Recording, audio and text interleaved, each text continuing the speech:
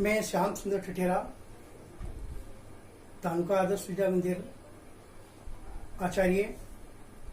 अभी वर्तमान में जो लॉकडाउन चल रहा है उसमें भैया की पढ़ाई बाधित नहीं हो इस हेतु इस लॉकडाउन के अंदर ऑनलाइन शिक्षा का जो है वो सुचारू रूप से भैयाओं को लाभ मिले, इस हेतु मैं आज कक्षा 6, 7, 8 में अंग्रेजी ग्रामर में प्रीपोजिशन संबंध सूचक वाक्य के बारे में बताने जा रहा हूं। प्रीपोजिशन जो है उसका अर्थ है प्री पोजिशन, दो शब्दों से मिलकर बना है।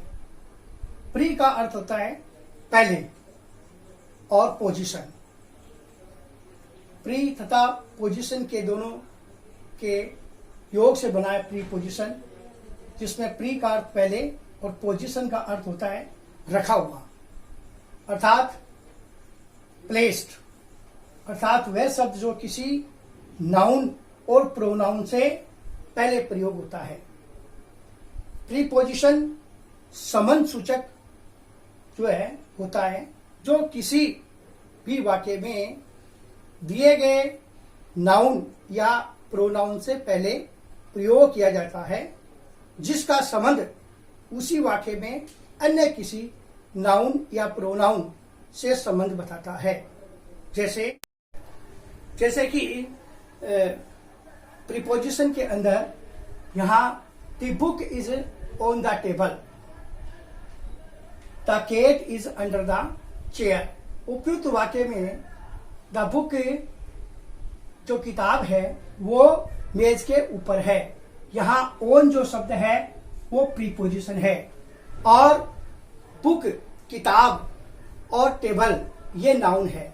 तो बुक का जो संबंध है वो टेबल नाउन के साथ बताया जा रहा है कि जो किताब है वो मेज के ऊपर है।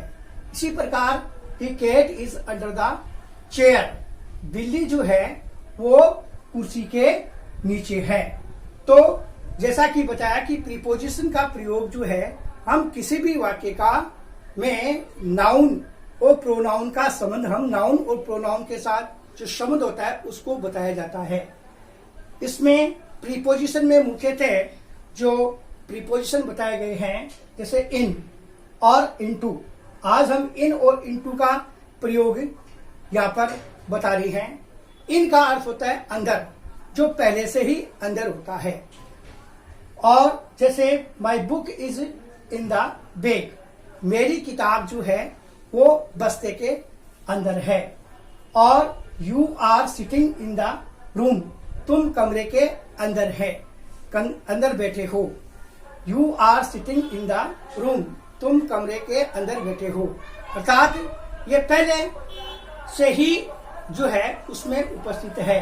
किताब मेरी जो है वो बस्ते के अंदर है, और तुम जो है कमरे के अंदर बैठे हैं।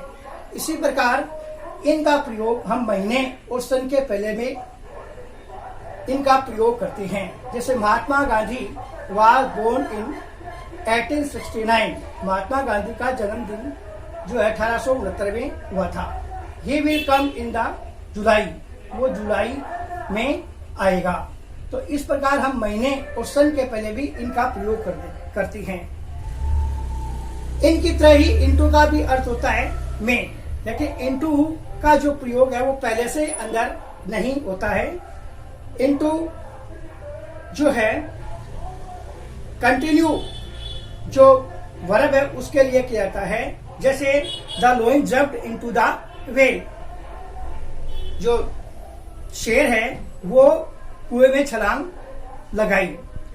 The teacher came into the classroom, अध्यापक कक्ष में आए। इस प्रकार इनटू का अर्थ जो है वो पहले से अंदर नहीं होता है, और इन का अर्थ होता है अंदर, वो पहले से ही अंदर होता है। प्रीपोजिशन इन और इनटू की तरह ही हम आगे पढ़ते हैं ऑन।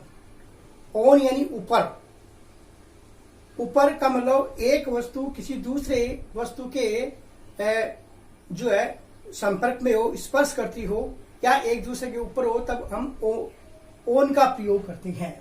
जैसे he is sitting on a chair, वह एक कुर्सी पर बैठा हुआ है। My book is on the table, मेरी किताब मेज के ऊपर है। तो यहाँ पर ही जो प्रोनाउन है उसका जो संबंध है वो चेयर, कुर्सी के साथ बताया जा रहा है कि वह कुर्सी के ऊपर बैठा हुआ है। माई बुक, मेरी किताब जो है मेज के ऊपर है। तो स्थिर अवस्था में ओन का हम प्रयोग करते हैं जब एक वस्तु दूसरी वस्तु के संपर्क में हो और एक दूसरे के ऊपर होती है। इसी प्रकार हम ओन का प्रयोग दिनों के नाम से पहले भी करते हैं। जैसे ही केम हियर ऑन मंडे, वह यहाँ जो है सोमवार को आया। इसी प्रकार हम पैदल के लिए भी ऑन फुट का प्रयोग करते हैं। जैसे ही केम ऑन फुट, वह पैदल आया।